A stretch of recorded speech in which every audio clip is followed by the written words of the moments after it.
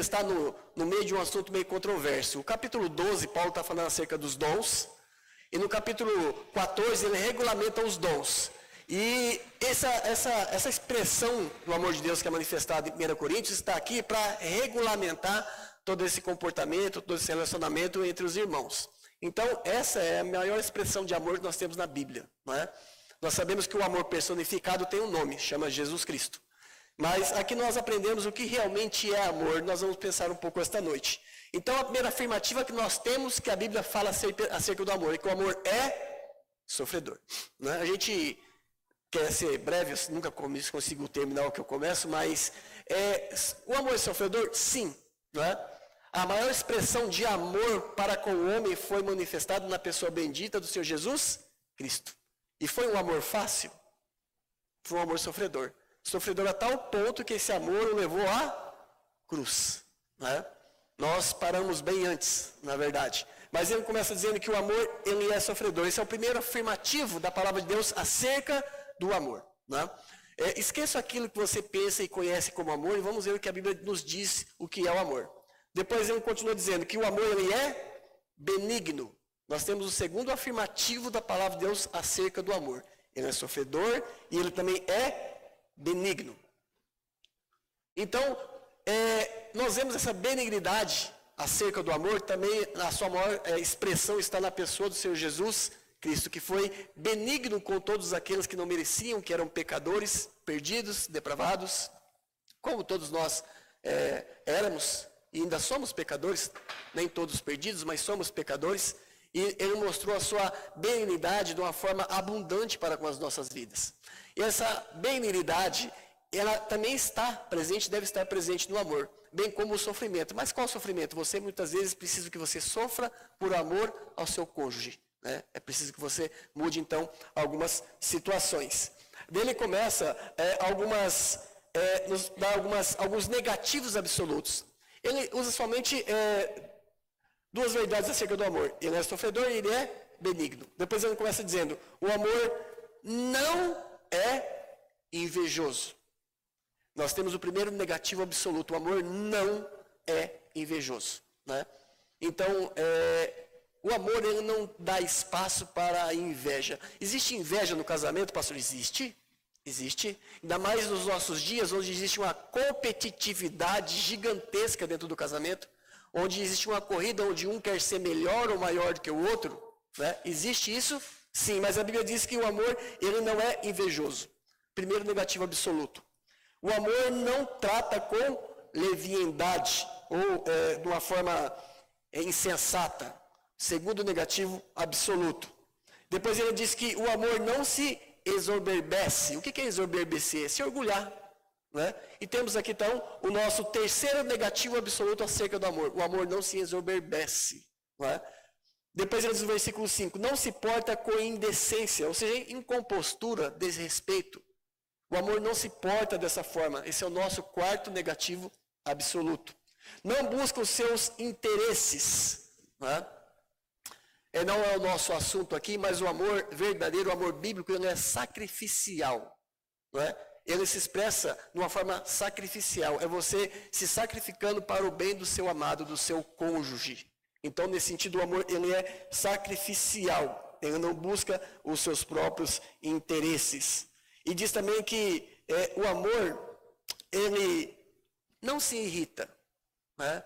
Não é o nosso título aqui agora, nosso tema, mas é um exercício bem proveitoso você procurar ter um relacionamento onde não há irritação. É difícil porque a gente vive um dia tão corrido, nós vivemos um tempo de estresse absoluto, de forma que se alguém derrubar um garfo na hora do almoço, já é motivo para a pessoa querer pegar e enforcar ela. Né?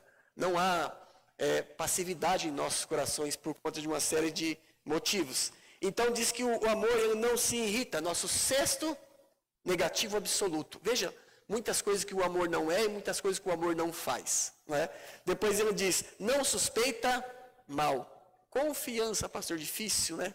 Difícil, né? Fidelidade. O irmão Adriano pegou sobre fidelidade domingo passado, sobre a fidelidade de Deus. Né? Deveríamos muito buscar aprender com a fidelidade de Deus. Não é? E Versículo 6 diz, não folga com a injustiça. O 7 negativo absoluto. Depois de ele falar o que o amor é e falar o que o amor não é, ele começa dizendo o seguinte, mas ele folga com a verdade. Ou seja, o verdadeiro amor, ele se alegra na verdade. Que verdade? A verdade da palavra de Deus, principalmente, não é? Por isso nós falamos assim, aquele que ama fala a verdade.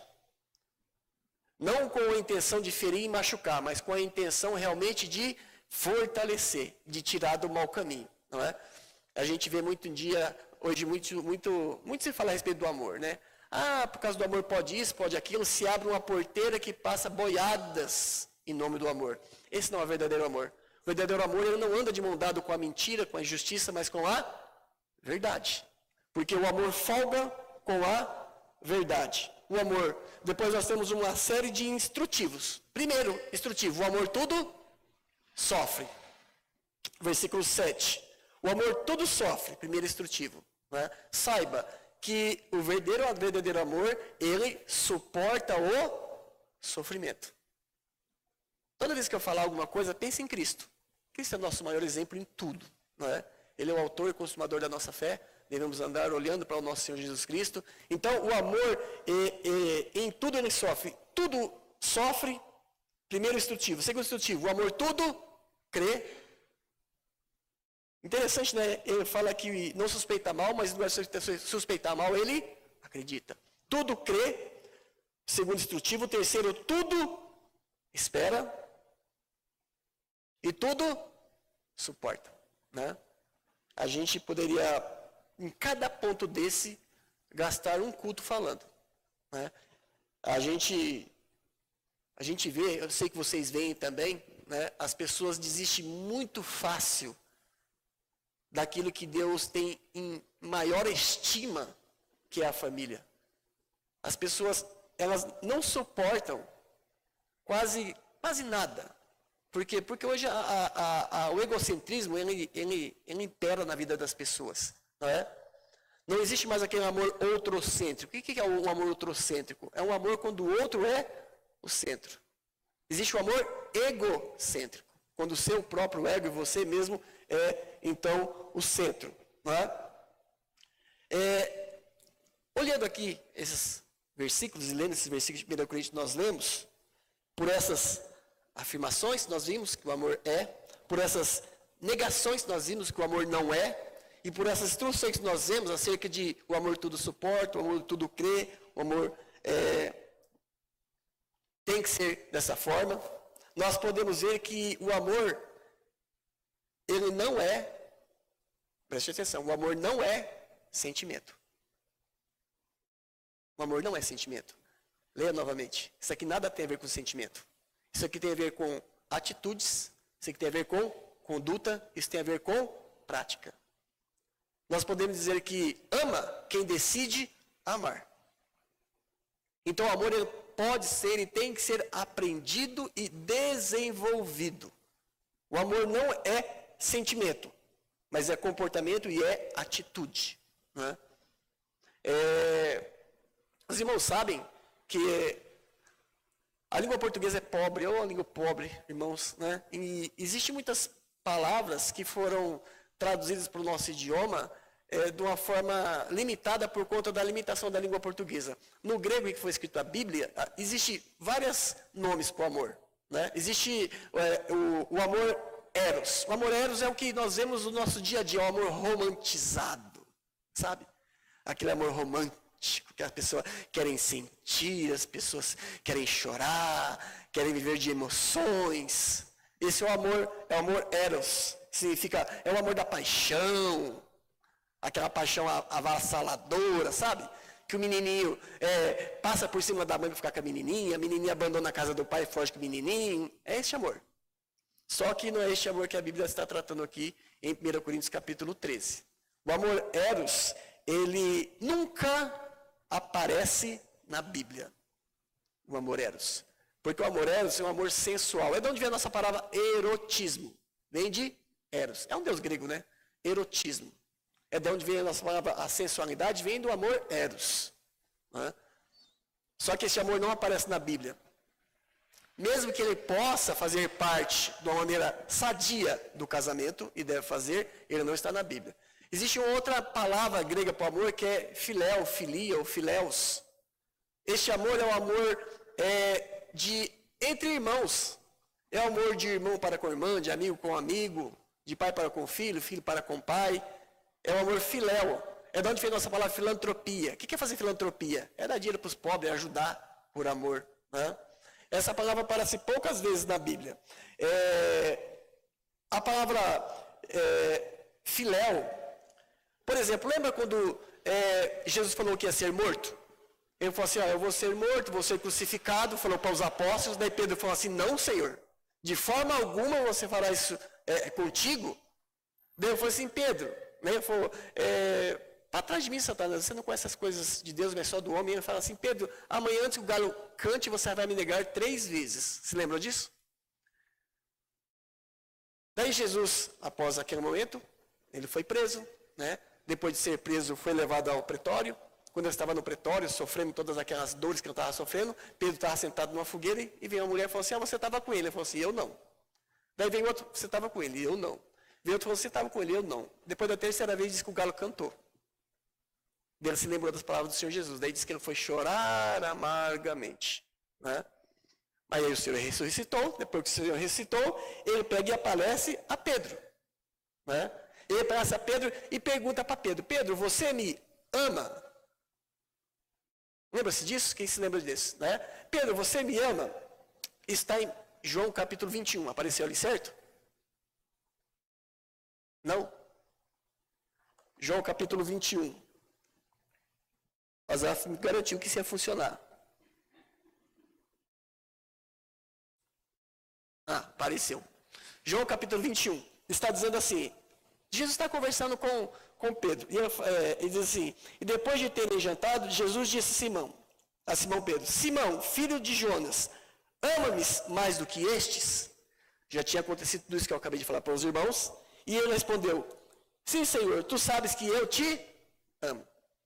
Quem quer chutar qual é a palavra amor aqui nesse versículo? É a palavra filéu. Pedro falou assim, Senhor, tu sabes que eu gosto de você. Daí o Senhor Jesus perguntou a segunda vez, Pedro, tu me amas? Daí ele responde a segunda vez, tu sabe que eu gosto de você. E só na 3ª vez ele vai usar a palavra ágape. Então, existem diferenças no amor. Não é?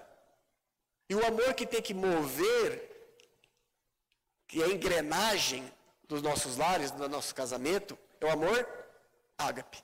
Mesmo que ele tenha o eros. Não é? Mas é o amor ágape. Ele disse, tu sabes que te amo, disse o Jesus, apacenta os meus cordeirinhos. No fim ele vai falar minhas ovelhas, né? Tem um trocadilho aqui, mas não é o nosso caso. O amor ágape, antes de qualquer coisa, ele é medido por sacrifícios. Como por sacrifícios? João 3,16. Quando João, o apóstolo João, quis falar acerca do amor de Deus, ele encontrou um problema, ele se esbarrou no limite da letra. Nós vemos várias vezes os autores bíblicos tentando nos passar alguma verdade que ele se esbarra no limite da letra. Muitas vezes nós vemos como o apóstolo Paulo, vai falar da sabedoria de Deus, ele não tem como falar, profundidade, tanto da sabedoria quanto do conhecimento de Deus, ele não tem. Ele se esbarra no limite da letra. Não é? E aqui nós vemos João 3,16, o apóstolo João se depara com o mesmo problema. Ele tem que falar acerca do amor de Deus, e como falar acerca de uma coisa tão grandiosa com a letra que é finita, com a letra que não tem expressão para isso. Então ele nos ensina o amor de Deus por atitude. Ele fala assim, porque Deus amou o mundo de tal maneira que ele deu o seu Filho unigênito, para que todo aquele que nele crê não pereça, mas tenha vida eterna. Ou seja, o apóstolo João, ele só pôde expressar o amor de Deus por meio de atitudes, sacrifício, não é? E é este amor que Deus quer que esteja presente no casamento de todos os seus filhos. Não se esqueça de como é o amor em 1 Coríntios capítulo 13, tá? Ele é sofredor, tudo suporta, tudo crê, tudo espera. Não se lembra, não se esqueça, né? De como ele é lá. E essa palavra ágape, ela é a palavra mais usada em todo o Novo Testamento quando se refere ao amor, não é? Ela é usada para descrever o amor de Deus e ela é usada para demonstrar o amor que Deus requer que haja entre um filho seu e uma filha sua. Né? Quando a gente entende isso, nós entendemos que o nosso maior objetivo no nosso casamento não é sermos felizes, é glorificar a Deus. O casal abençoado e cristão, ele vê o casamento e vê o lar como uma forma de servir e glorificar a Deus. Quando esse é o objetivo, você vai ter um combustível que não acaba nunca para ir progredindo, né, rumo aos seus objetivos. Mas é esse tipo de amor que ele quer ver entre aqueles que são seus filhos. Não é? Efésios 5:25 diz assim, mudou aí? Vou pegar no dia de volta com Asaf. Efésios 5:25, mudou agora?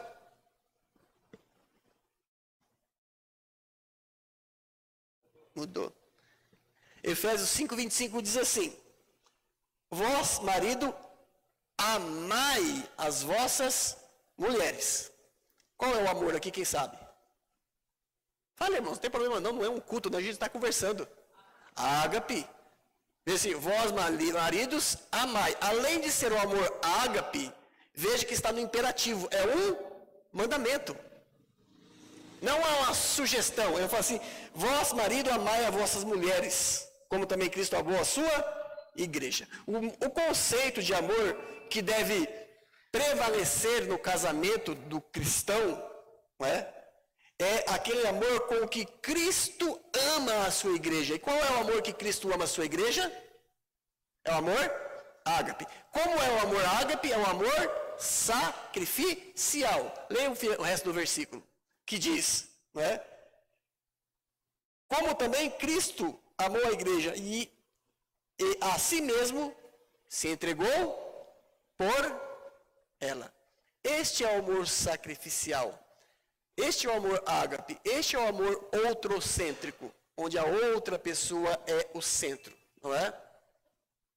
Estou demorando para entrar no assunto, hein? O amor ele é essencial para que um casamento venha existir. Primeiro você começa a namorar com uma pessoa, com um rapaz ou com uma mocinha, porque você passa a gostar dela. Por enquanto não existe amor. O amor vai se desenvolver. Segundo nós vimos lá o conceito de amor, com o passar do tempo, você começa a querer estar perto, cuidar, honrar, assim, prover essa pessoa, aí está se tornando o amor. Então, o amor, ele é essencial para que o casamento aconteça. Mas uma vez que o casamento aconteceu, o amor passa a ser, então, um servo do casamento. Ou seja, é o casamento que vai fornecer subsídios, vamos dizer, para que o amor cresça e amadureça. É o ambiente que você cria no casamento que você vai conseguir fazer com que o amor seja mais fortalecido, seja mais forte. Não é? E, é claro, tudo dentro dos limites do casamento. Como isso? Por exemplo, assim, ó, o casamento, o relacionamento entre o homem e a mulher, ele vai, eu diria que fornecer combustível, ele vai dar combustível, não é? Para que o amor, lembrando que o amor é atitude, sacrifício, para que o amor vá mais longe, para que o amor amadureça mais, para que o amor seja mais firme, não é? Seja mais resistente, para que seja mais e mais forte e você seja mais e mais resolvido quanto ao amor. Isso é preciso de tempo, isso é preciso que você se empenhe, isso é preciso sacrifício, não é? Para que isso aconteça. O casamento, né, visto como um compromisso assumido diante de Deus e também diante da sociedade, né, o casamento, ele força, em certo sentido, o casal a ser mais determinado a vencer as dificuldades. Porque é isso que Deus pede de nós, não é? Ele força o casal a vencer as dificuldades, porque ele vai lembrar que Deus disse que o amor tudo suporta. Né? O amor tudo suporta. E vencendo as dificuldades, ele vai se desenvolver e alcançar maiores e melhores níveis. Né? Geralmente a gente costuma ver algumas pessoas, né? A gente vê umas pessoas lá, de repente ela tem lá 60, 70 anos, está casada há muito tempo e vive, você vê, aquele é um casamento que te inspira, sabe? É um casamento assim que te traz alegria, é um casamento assim que serve como um modelo para você, e você fala assim, puxa, eu queria ter um casamento igual o da Hilton e do irmão Eliseu. Isso é bom? Isso é bom, eu sei que isso é bom, né? Mas a pergunta é, não somente se eu quero ter um casamento igual ao dele. A pergunta também é, estou disposto a pagar o preço para que eu tenha um casamento igual a ele? Porque ele pagou um preço, a Hilton pagou um preço. Muitas vezes esse preço é o quê? É você fechar os olhos para as coisas do mundo, é você lutar contra o seu pecado, não é? É você ser ridicularizado, chacoteado, como a gente é por aí. Assim, pode-se ter um amor maduro, sabe? Aquele amor que suporta qualquer dificuldade, qualquer problema, aquele amor que onde há aquela confiança inabalável, sabe? Aquele amor que você quer sempre estar junto com a pessoa, aquele amor maduro, exercitado na prática do sacrificar-se, do viver, da conduta do amor, né? Um amor fortalecido pela palavra de Deus, aquele amor que coloca o diabo de joelho, né? Porque um dos objetivos de Satanás é acabar com a família. A gente não vai falar isso aqui hoje, mas a instituição que ele mais luta contra, primeiramente, é a família, e depois é a igreja. Se ele destruir a família, é o que está acontecendo, ele consegue destruir a igreja, né? Então, a gente pode ter esse objetivo seria ter esse amor maduro. Bom, até aqui o que eu tenho dito seria o ideal para todos nós. Amém? Mas o fato é que todos nós estamos longe do ideal. Amém? Amém. Né? Estamos todos buscando amadurecer e aprender. Estamos longe, na verdade, do ideal. Bom seria que fosse assim. Mas, como eu disse, nós temos um inimigo que nos impede de termos esse progresso que nós temos dito aqui. Né? Nós temos um inimigo externo e nós temos um inimigo interno. Quem é o inimigo externo? É aquele cara que veio para matar, roubar e destruir. Quem é o inimigo interno? É aquele que Paulo fala, miserável. Miserável homem que sou. Né? É o velho homem, que não se curva às verdades de Deus. Na verdade, o diabo tem procurado destruir os lares e as famílias de muitas formas. Né? De muitas maneiras, ele tem procurado separar o marido da esposa e a esposa do marido. A gente não vai entrar nesse assunto, que também toma muito tempo, mas ele está trabalhando para isso 24 horas por dia e está colocando ali todas as suas forças, não se engane. Preguiçosos somos nós, o diabo não é. Ele trabalha noite e dia. Né? Como eu digo para os irmãos, o diabo anda por aí com um martelo e uma cunha na mão. Aquele que dá uma brechinha, põe a cunha e ó, abre. Né? Mas de muitas formas, o diabo, quando eu falo o diabo, não que é aquele bicho que a pessoa pensa que tem chifre, vai chegar na sua casa e tentar acabar com o seu casamento. Ele usa maneiras e meios. Ele usa o mundo com seus valores, com seus objetivos, com as suas cobiças, né? Com seus parâmetros, para minar e destruir as famílias que Deus criou. Então, de muitas formas, quando digo a sociedade, por trás está o diabo, a sociedade está separando o marido da esposa, a esposa do marido, de maneira muitas vezes imperceptíveis. Ou seja, você muitas vezes não vê o que está acontecendo, até que a tampa da panela de pressão bate lá no teto. Aí não tem mais jeito, é feijão para todo lado. Né?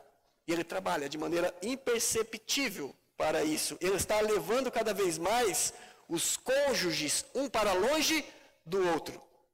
Aí você pensa e fala, pastor, não é comigo que você está falando. Eu estou casado, moro com a minha esposa e tenho minha casa. Eu pergunto, será? Você sabia que você pode estar longe da sua esposa, morando debaixo do mesmo teto que ela?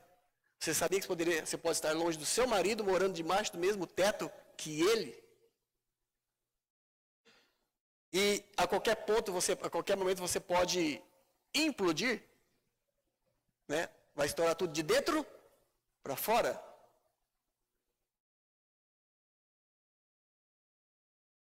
Se não, vejamos, a sociedade ela tem incentivado e feito de tudo para que os casais tenham vidas separadas, né? Como separadas? Vidas independentes, né? Se os dois trabalham, aí é um combinado entre eles, muitas vezes acontece o seguinte, ó, você tem o dinheiro, eu tenho o meu dinheiro. Não é assim? Daí com o meu dinheiro eu compro o que você quer, com o seu dinheiro você compra o que você quer. A gente faz um bem bolado, você paga a água, paga a luz, eu compro a comida do cachorro, você compra do gato, e está tudo certo. O meu dinheiro eu compro meu Danone, coloco na geladeira e não mexa naquele Danone que eu comprei com o meu dinheiro. Aquele Danone é meu. Então o diabo ele tem procurado fazer isso para separar. Ele tem procurado separar a família, fazendo com que haja independência. O homem independente da mulher, a mulher independente do homem, isso é tão bonito, não é? A vida moderna é assim. É tão belo isso, né? Você ser independente, que coisa linda. Está todo mundo lutando e buscando a sua independência. Sem laços. Tem um mosquitinho aqui me incomodando. Sem compromisso, né? O que se vê é uma sociedade, não um casamento.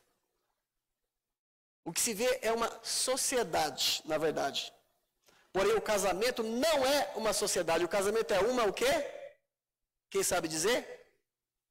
É uma constituição. Sim, mas o casamento não é uma sociedade. Ele é uma união.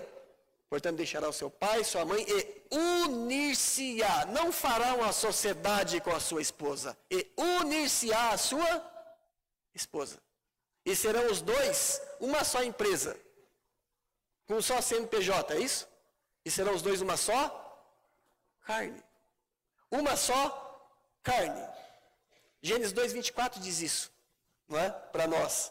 Daí Jesus repete em Mateus capítulo 5, quando questionam acerca de um assunto polêmico, ele puxa Gênesis lá de trás, linka com Gênesis lá a conversa dele.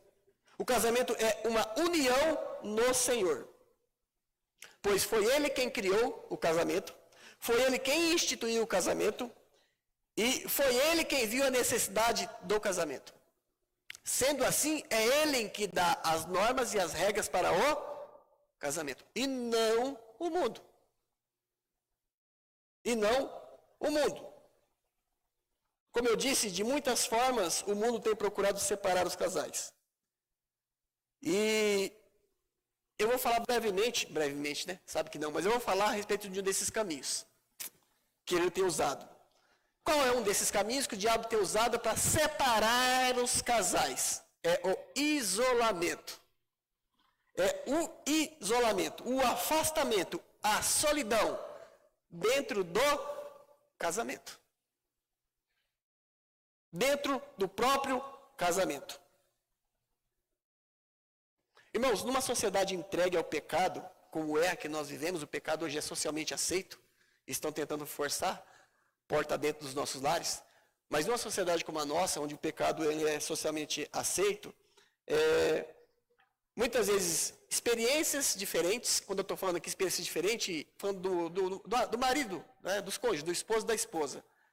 Cada um tem experiências diferentes, um tem experiências diferentes do outro, de vida, de família e tudo mais. Então, experiências diferentes, pensando no casal, objetivo de vidas diferentes, pensando no casal, né? Necessidades diferentes, pensando no casal. E sistema de valores diferentes. Isso está separando os casais, sem que eles se deixem. Eles não têm o mesmo propósito, não têm o mesmo objetivo, não têm o mesmo sistema de valores. Né? Porque, afinal de contas, cada um está vivendo 8 ou 12 horas por dia num ambiente, outro em outro. Com um tipo de pessoa, com outro tipo de pessoas, com um tipo de pessoas com um tipo de intelecto, com outro tipo de pessoas com outro tipo de intelecto, com um tipo de pessoas com nível de esclarecimento, com um tipo de pessoa com outro nível de esclarecimento. Isso faz com que haja objetivos diferentes, projetos diferentes, necessidades diferentes. Isso separa o casal. dentro da sua própria casa. Né? Vamos ver se vai mudar. 1 Coríntios 1,10 diz assim, amém? Rogo-vos, porém, irmãos, pelo nome de nosso Senhor Jesus Cristo, isto é dito à igreja, mas vale para o casamento, que digais todos uma mesma coisa. Né? Agora eu pergunto para você que é casado, você consegue isso sem esforço? Você consegue isso sem luta? Irmãos, para que eu e a Wanda digamos uma mesma coisa em tudo, a gente está na completa e total dependência de Deus. É preciso que a palavra de Deus norteie os meus objetivos, norteie os meus valores, não é? Molde a minha vida, limpe o meu pensamento e encha a minha mente de coisas boas em relação à palavra do Senhor. Digais todos uma mesma coisa, e que não haja entre vós o quê? Dissensões. Se vale para a igreja, vale para a família. Não haja entre vós dissensões, antes sejais unidos em um mesmo ou dificuldade. Né? Em um mesmo pensamento, em um mesmo propósito. Agora, se você não tem conseguido dizer a mesma coisa que o seu esposo e que a sua esposa, se você não está unido em um mesmo pensamento com a sua esposa e com a sua esposa, se você não tem o mesmo parecer com o seu esposo e com a sua esposa, vocês estão isolados. Isso é um fato. Vocês estão isolados e separados dentro do lar. Uma coisa que faz isso também, irmãos, é aquele bicho horroroso que chama egoísmo. Egoísmo. O egoísmo é talvez ou provavelmente a maior ameaça do ideal de Deus para o lar. Para a unidade do casal. Porque o egoísmo, ele mata. Lembra que eu falei que tem um pouco de eros? Tem no casamento. O egoísmo, ele mata o romantismo. Né? Mas como assim, pastor? Da seguinte forma, foi meu aniversário, a Wanda não me deu nada. Chegou dela e falou assim, eu não me dou nada no dela, o meu, vou dar no dela. Né? Daí passa o aniversário dela e fala assim, nossa, Marcelo não me deu nenhum botão de rosa. Agora é dia dos pais, você acha que eu vou dar alguma coisa para ele? É assim, irmãos. Ah, Wanda, vamos ali no, sei lá, no hot dog egg space. Queria tanto comer. Fala, tô cansado, não vou não, deixa para outro dia. Daí eu falo, ô Marcelo, tô morrendo de vontade de comer uma pizza naquela pizzaria. Leva eu. Eu penso, não foi comigo no cachorro quente. Não vou com ela. Querendo ou não querendo, é quando o casal sai junto para fazer o que quer que seja, tem um apelo romântico. E tem. Porque você faz para agradar, para estar junto, para conversar, mas o egoísmo mata. Tem matado, na verdade, isso. Tem matado o romantismo, o egoísmo mata a delicadeza, o romantismo mata a docilidade. E com isso ele consegue separar o casal sem que eles deixem necessariamente a mesma casa.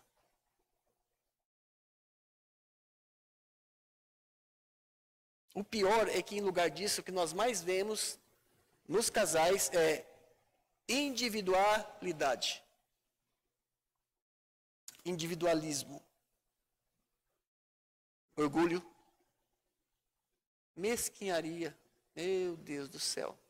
Né? Com a mesquinharia, quem mais sofre, infelizmente, são as irmãs. Muitas vezes aquelas irmãs que abraçou seu ministério no lar, o meu ministério é cuidar dos meus filhos e do meu marido. E às vezes ela passa alguma necessidade porque o marido é mesquinho. Vou falar de novo. Mesquinho. Né? Daí quando as coisas dão errado, eu procuro o psicólogo, o doutor de casamento, o psiquiatra, e aí é Rivotril para todo mundo. O problema começou lá atrás. Né? O egoísmo também leva à indiferença. Leva à falta de cuidado de um para com o outro. Isso vai ficar bonito no vídeo, né? 1 Pedro 4,10 diz assim: cada um administra aos outros o dom como recebeu, com bons dispenseiros da multiforme graça de Deus. Administrar é realmente prover, dividir. Se vale para a igreja, vale para a família. Não é? O outro fato que leva ao isolamento do casal, vivendo debaixo do mesmo teto, morando junto, estando ali unidos, né? O outro fato que leva ao isolamento são, eu diria, problemas não superados. Eu não digo nem resolvidos, que às vezes você acha que resolveu, mas você não superou, porque daqui a pouco ele está batendo na sua porta. Problemas não superados. Em 1 Coríntios 7,6 diz assim: 1 Coríntios 6,7 diz: na verdade, é já realmente uma falta que entre vós tendes demandas. A igreja de Corinto estava assim, por exemplo, eu estou devendo para o Felipe, não pago o Felipe. Felipe faz o quê? Me leva no pau, como diz por aí hoje em dia, né? Estava acontecendo isso naquela igreja. E Paulo então chama a atenção daquela igreja, ele diz, na verdade, realmente é uma falta entre vós, o terdes demanda, né? Essa demanda no grego é assuntos que são decididos judicialmente, na verdade. Tem demandas uns contra os outros. Por que eles têm demandas uns contra os outros e por que eles estão indo perante a justiça? Por conta de problemas não resolvidos. Não é? Como funciona isso no casamento, pastor Marcelo, problema não resolvido? Como que funciona essa demanda? Como que funciona essa demanda e o que vai dar? Quando vai dar, o que vai dar? É quando você conversa, vai, não dá, daqui a pouco entra uma terceira pessoa para ajudar você. O nome dele chama advogado. Isso é demanda. Que começou por problemas não superados. Paulo fala assim, por que você não sofre o dano? Como está escrito lá, por que não sofreis antes a injustiça? Por que não sofreis antes o dano? Por causa do egoísmo, por causa do individualismo, por causa da corrida que há entre os dois, por causa da sociedade que foi montada. Tudo tem que ser 50% meio a meio. Não é? E porque existe aquele pensamento maligno. A pessoa pensa, eu não vou sair perdendo. Não é assim? Eu não vou sair perdendo. Paulo fala, sofra o dano. Jesus falou assim, se alguém quiser que você ande com 2 km, dá 4. Se ele quiser a roupa, dê a blusa, dê tudo para ele.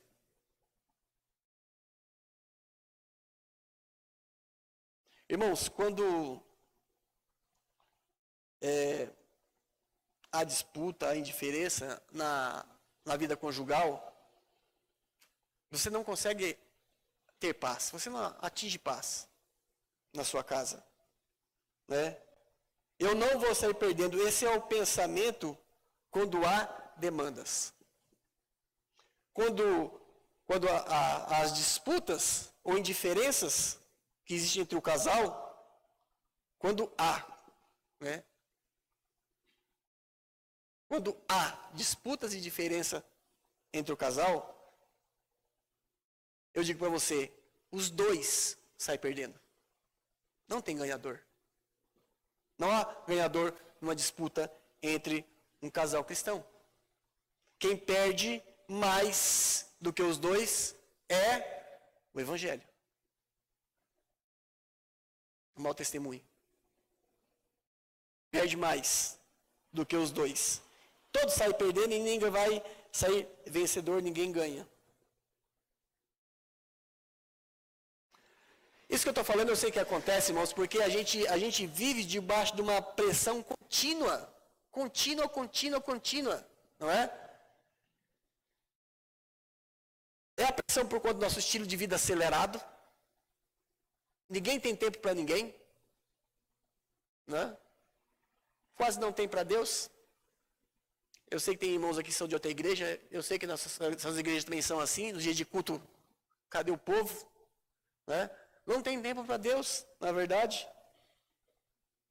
Por causa dessa correria, essa loucura que na verdade é imposta a nós, que não é necessário, isso é imposto a nós.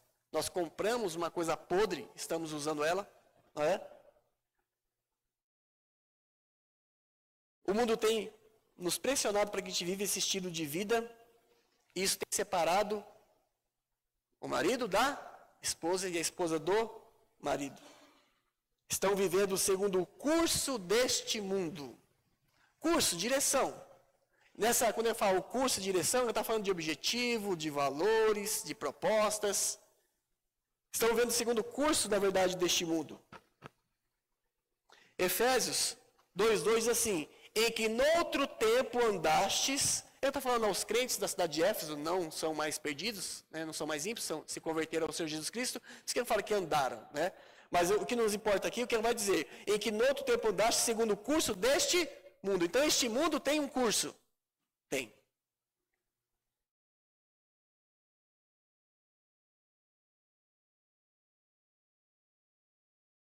E existem muitos crentes andando segundo o curso deste mundo.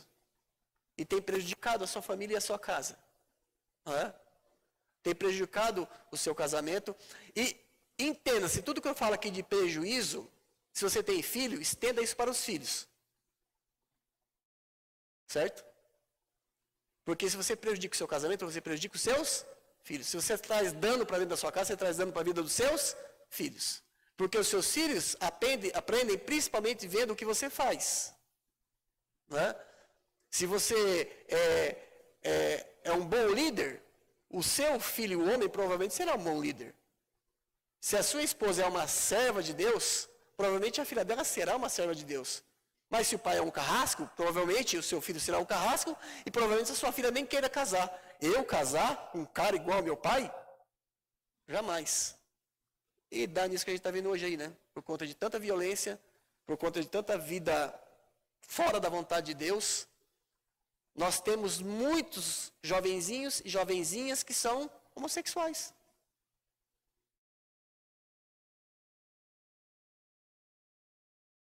E que noutro tempo andaste segundo o curso deste mundo, segundo o príncipe da potestade do ar, do espírito que agora, já naquela época e agora também, opera nos filhos da... então, segundo a Bíblia, existem os tais filhos da desobediência. Existe. E esses filhos da obediência, quem está trabalhando na vida deles é quem? O versículo falou. É o maligno. Então, o maligno, por meio dos filhos da desobediência, tem criado um sistema de vida, um sistema de sociedade nas quais nós estamos envolvidos e correndo atrás, querendo ter aquilo que eles dizem que nós precisamos ter. E quando nós não temos aquilo que eles dizem que nós precisamos ter, nós somos infelizes por não termos o que não precisamos ter. Que loucura, né? Mas é assim. Daí nós temos esposas descontentes. É um exemplo, não que seja assim, tá? Eu queria aquele tal vestido, eu queria aquele tal sapato, aquela tal roupa. Nós temos marido descontente, eu queria aquele carro 2021, 2023, eu queria esse daqui 98, não serve mais.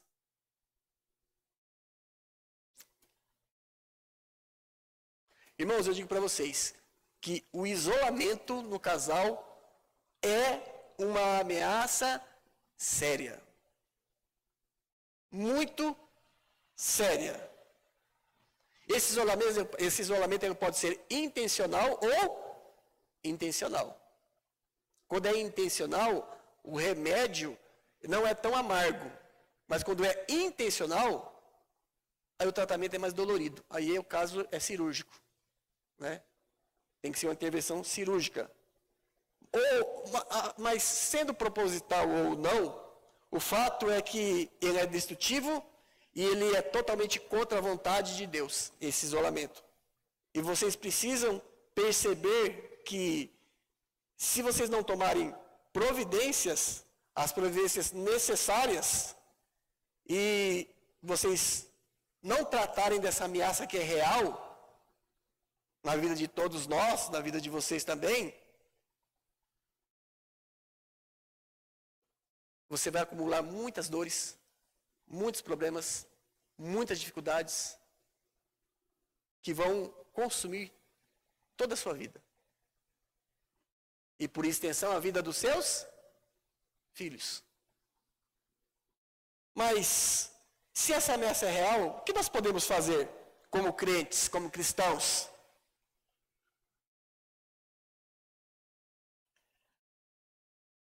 A tentação de muitos, irmãos, debaixo de muita pressão que é sofrido, o ser humano é assim. Quando ele está debaixo de muita pressão, muito problema, muita dificuldade, o que ele faz? Ele se isola. É assim. Não é? Faça uma pesquisa, você vai ver o porquê de tantos suicídios. Isolamento. A pessoa se isola. Mas o que nós podemos fazer como crentes para vencer estes males e muitos outros que causam o isolamento? Aqui vão algumas decisões, porque isso daqui são decisões que cada um tem que tomar, se quiser tomar, porque isso é decisão. Tudo em nossas vidas, irmãos, tudo em nossas vidas são escolhas. Você está hoje onde as suas escolhas o levaram. Tudo são escolhas. Então, algumas decisões importantes para você, como casal cristão, à luz da Bíblia, precisa ser tomado. O primeiro remédio, o primeiro, assim, preventivo contra esse isolamento, que você precisa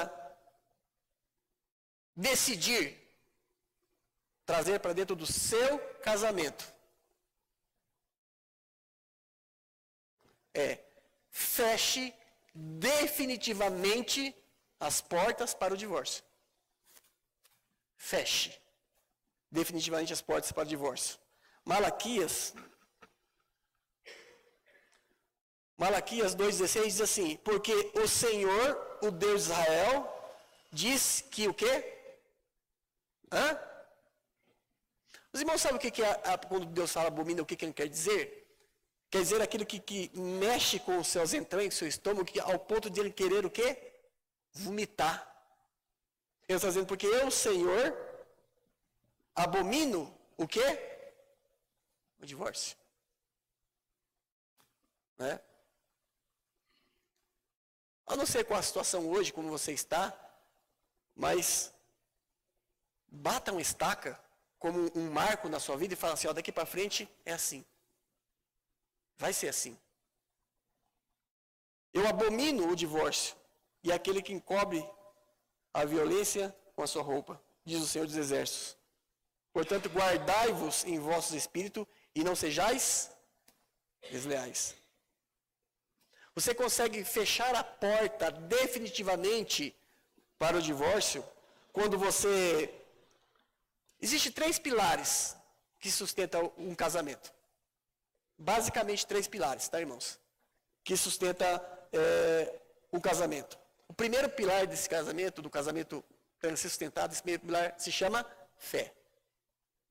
Se os dois não tiverem a mesma fé, fica complicadíssimo. E essa mesma fé tem que estar posta em Deus. O primeiro pilar é fé. Fé é o principal de tudo. O segundo é comunicação. Nós já falamos outras vezes sobre comunicação no lar. Se não houver comunicação, nada tem progresso. Não é? Nada vai adiante. Então, na vida do casal, primeiro fé, comunicação, e o terceiro, quem sabe o que é? É meio chato de falar, sexo. É verdade, tem que ser dito. Esses 3 pilares, não é? O que a gente pode fazer? Podemos fazer muitas coisas. Você pode ter pensamentos bons e atitudes boas para ajudar. Como assim atitudes boas e pensamentos bons?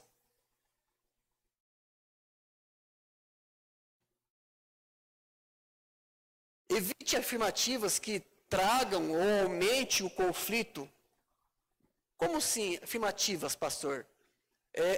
Tem algumas afirmativas que é feita no casamento que desgasta, sabe? Que traz conflito, que inflama mais do que ajuda.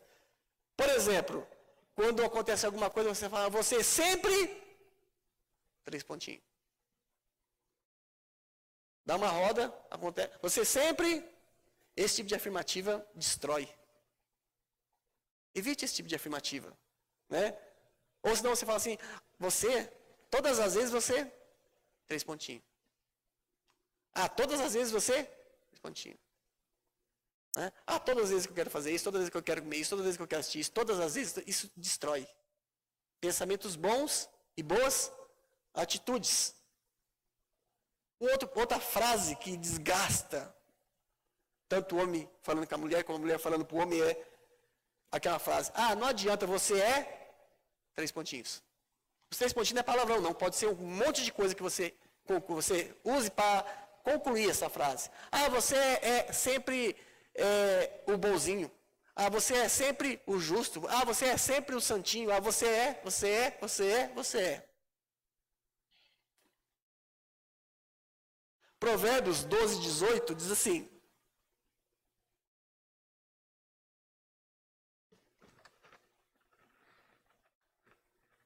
Provérbios 12, 18. Há alguns que falam como que espada penetrante. Provérbios é um livro de muitos conselhos, tem uma linguajar bem figurada, né? O que uma espada penetrante faz? A barba? Tira a vida. É o que ele está dizendo aqui. Há alguns que falam como uma espada, que fala como aquelas pessoas que matam outras. Está dizendo.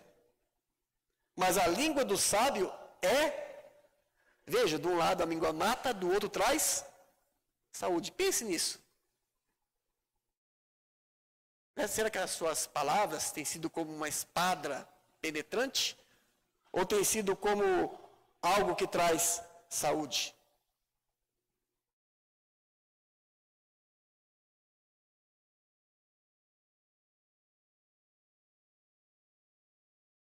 Um segundo remédio para que isso não aconteça, o isolamento do casal, para que você possa manter, vamos dizer assim, o cálice do amor, né, transbordante, sempre no seu casamento. Admita logo o erro quando você estiver errado. É fácil isso? Não, eu sei que não é fácil. Quando estiver errado, admita que você está errado. Você vai acabar com a metade dos seus problemas. E quando você estiver certo, se cale mesmo assim, você resolve a outra metade. Né? Porque nem sempre, necessariamente, quem se cala no meio da discussão é quem está errado, mas o que é mais sábio. Provérbios 10, 12 diz assim: o ódio excita, estimula, atiça. O ódio excita a contenda, mas o amor, quando ele fala cobra, é no sentido de esconder para proteção, para abafar, para tirar a força. Mas o amor cobre todos os pecados. Ele mina, ele tira a força destrutiva dele. Mais um remédiozinho, uma vitamina contra esse tipo de problema. A Bíblia é bem clara, a mulher é diferente do homem, e o homem é diferente da mulher. Né? Então, toda esposa, toda mulher, ela tem necessidade de gentileza. Né? Ela necessita de um agente de gentileza quando você fala com ela. Ela necessita de gentileza quando você gesticula com ela. Na verdade, ela necessita de gentileza no agir. Toda mulher necessita de um amigo. Né? Se você não for o melhor amigo da sua mulher, cuidado, ela deve ter outro melhor amigo, porque todas têm. É perigoso. Você tem que ser o melhor amigo da sua esposa, sim. Quando ela tiver um problema, você tem que ser o primeiro a quem ela conte. Mas ela só vai contar se tiver um ambiente sadio, se ela tiver liberdade e tiver uma condição propícia para que ela faça isso. Diante de tudo que eu já tenho dito aqui. Não é? Agora, se ela vem falar de uma dificuldade, de um problema para você, você usa aquelas palavras, você sempre, toda vez você esquece. Você quebrou a comunicação. Não é? E o que vem depois é prejuízo. Muitas vezes prejuízos que são irreparáveis. Mas ela necessita do amigo. Então seja também o melhor amigo da sua esposa.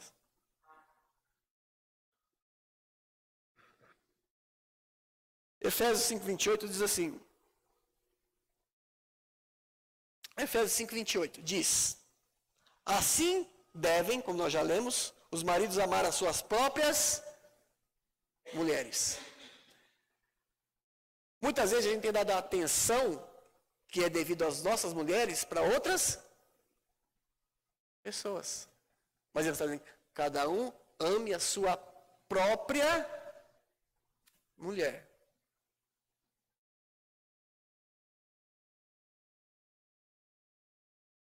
Como aos seus próprios corpos. A ênfase aqui é gigantesca. O que ele está dizendo aqui? Né? Quem ama a sua mulher, ama-se a si mesmo.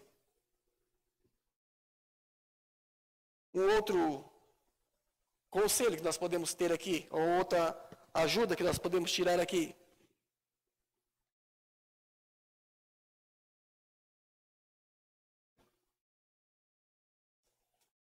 As pessoas têm necessidade diferente das outras. Né?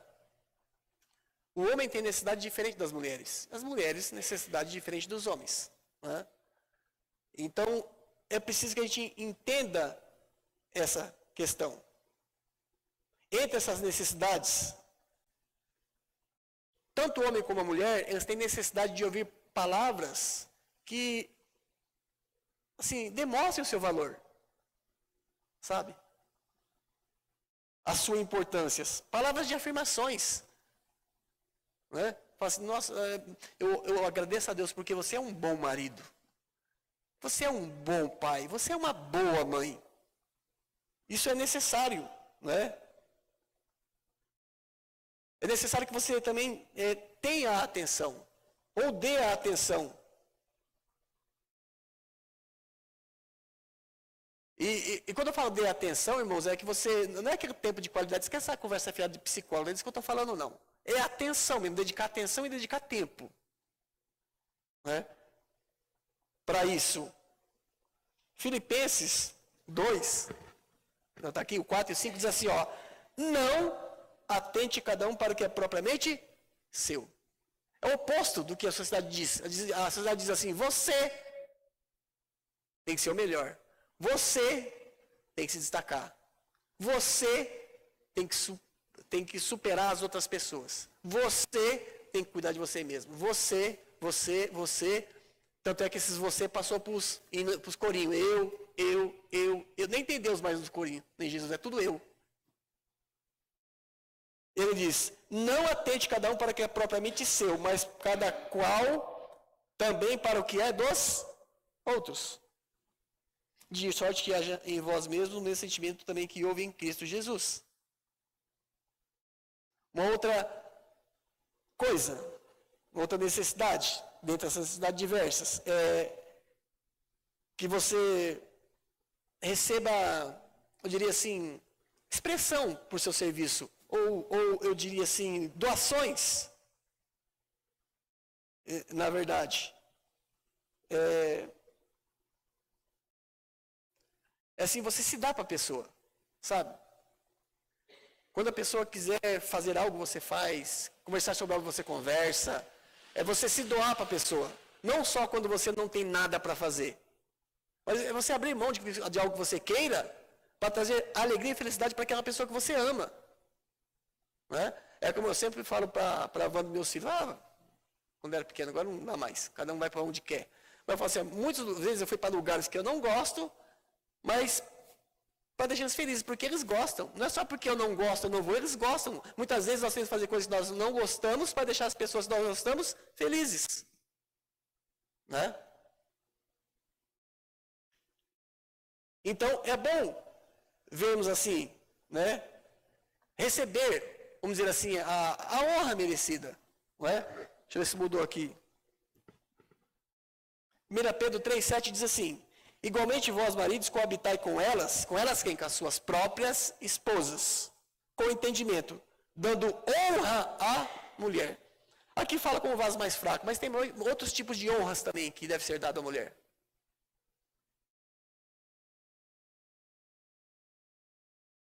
Estou rodando, o negócio está passando muito aqui.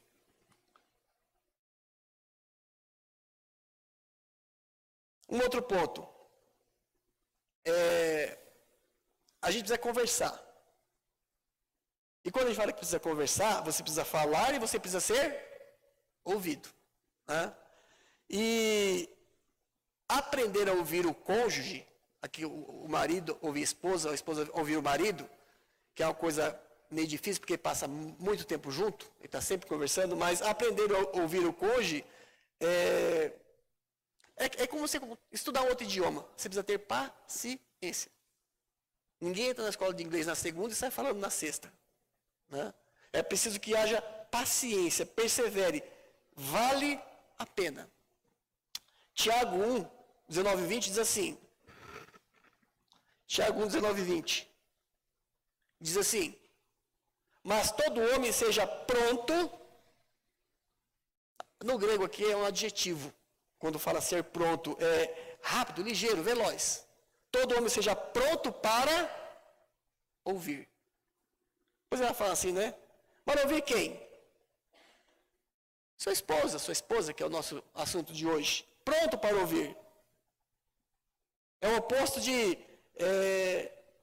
lerdo para ouvir. Seja pronto para ouvir. Tardio para falar, tardio para se irar. É sempre bom, e eu diria que é sempre inteligente, você declarar a sua apreciação pelas boas coisas que o cônjuge faz. E quando você... E faça com sinceridade, na verdade, né? Porque muitas vezes que desgasta também, faz a pessoa se isolar, eu diria que é o sarcasmo. Os irmãos sabem que é sarcástico, né? É o sarcasmo. Não há um amor verdadeiro naquilo que você se propõe a dizer, naquilo que você, na verdade, está dizendo. Romanos 12, 9 diz assim, o amor seja não fingido. É triste quando esse sentimento, esse relacionamento de amor é uma coisa falsa ou mecânica. Isso isola as pessoas. E fazer alguém feliz pode significar, às vezes, abrir mão do bem-estar pessoal momentâneo da pessoa que quer fazer o bem para a outra. Como, por exemplo, algumas coisas atrapalham isso. Por exemplo, o comodismo. O comodismo impede que você realmente faça um bem para outra pessoa. Faça com que... Impede que você possa se doar para a pessoa. Preguiça também faz isso. Né? Efésios 2, 5, 2 diz assim. Andai em amor... como também Cristo vos amou e se entregou.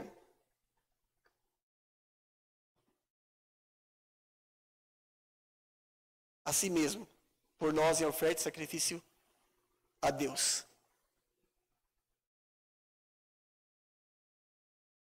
Irmãos, você pode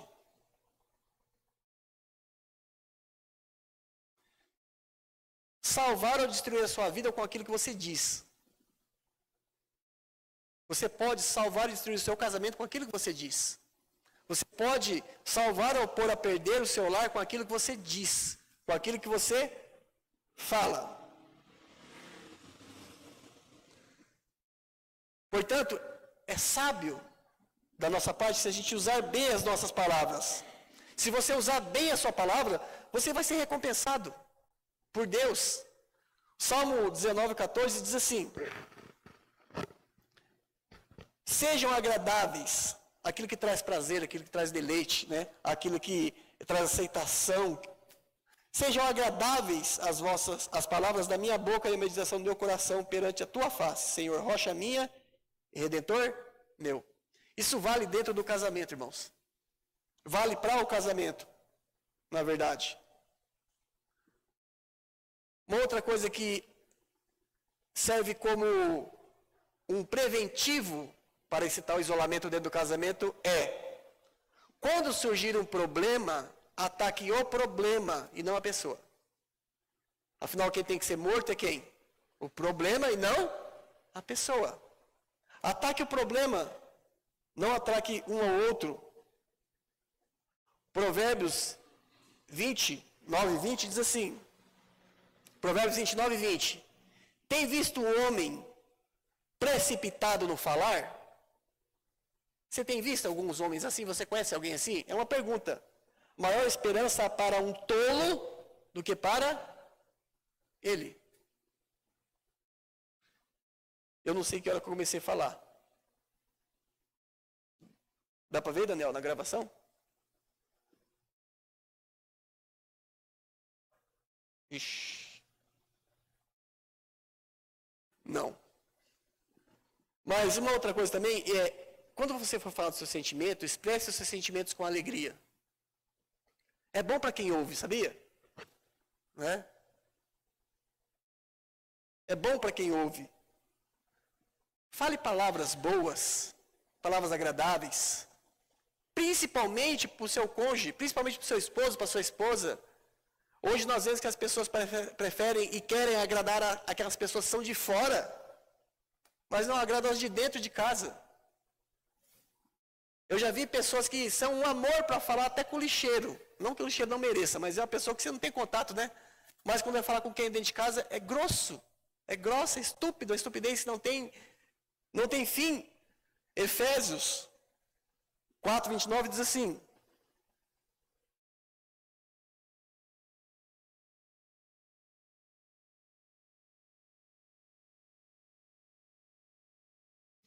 Efésios 4:29 diz assim, não sai da vossa boca nenhuma palavra torpe.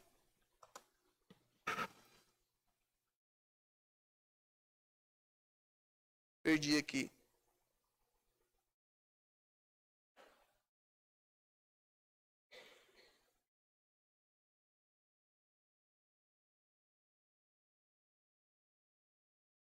Efésios 4:9 diz assim, não sai da sua boca nenhuma palavra torpe, mas somente a que foi boa para promover edificação. Para os que dê graça aos que o ouvem.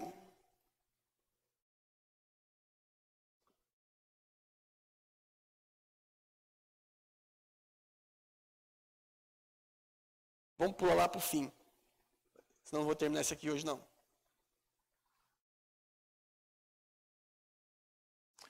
Uma coisa que ajuda muito também é saber perdoar. E saber perdoar, irmãos, tem que ser como Deus. Né? Saber perdoar como Deus é você perdoar quando não há motivo para perdoar. Porque foi assim que Deus fez conosco. Não havia nenhum motivo para que Deus nos perdoasse, porque éramos pessoas más, éramos pessoas pecadoras. Então, para que você possa perdoar o seu cônjuge, é necessário que haja amor. E que você queira perdoar mesmo que não haja motivo para perdoar. Para que ambos sejam felizes, é indispensável que os dois se tornem pessoas perdoadoras. Dispostas a perdoar. Efésios 4:32 vai dizer assim. Esse daqui tem que pular tudo, tá, irmãos?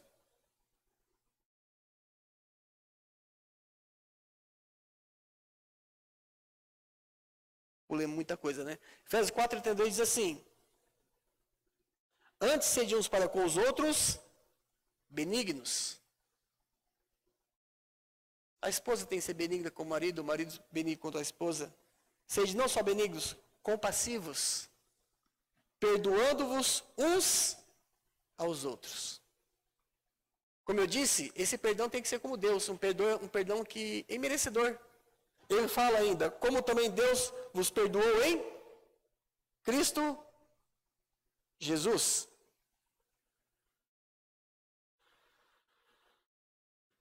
Mas até o perdão, irmãos, quando você é tratado, tem que ser com o tom de voz correto. Porque o tom de voz errado coloca também tudo a perder. Colossenses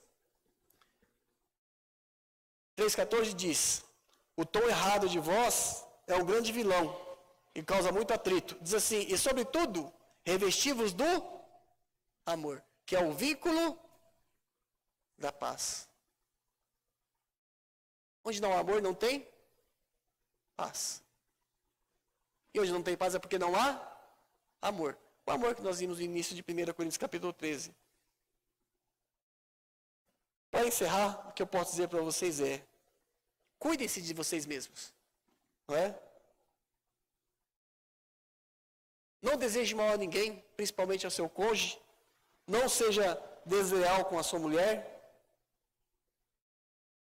E essa questão de desleal, a deslealdade, não é só na questão de você trair com outra pessoa. Existem muitas formas de você ser desleal com o seu esposo, existem muitas formas de você ser desleal com a sua esposa. Malaquias 2,14 diz, e dizeis, por quê? É uma pergunta que estão fazendo por conta de algo que Deus havia dito. Porque o Senhor foi testemunha entre ti e a mulher da tua mocidade, com a qual tu fostes desleal, sendo ela a tua companheira e a mulher da tua aliança. Lealdade é necessária para as nossas vidas.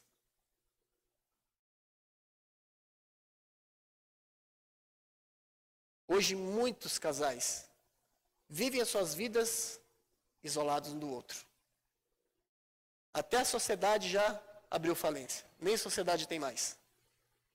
Nós precisamos guardar os nossos lares, guardar as nossas famílias, preservar os nossos casamentos. Nós só o faremos se realmente nós formos bons servos de Deus e vivemos a verdade do Senhor em nossas vidas.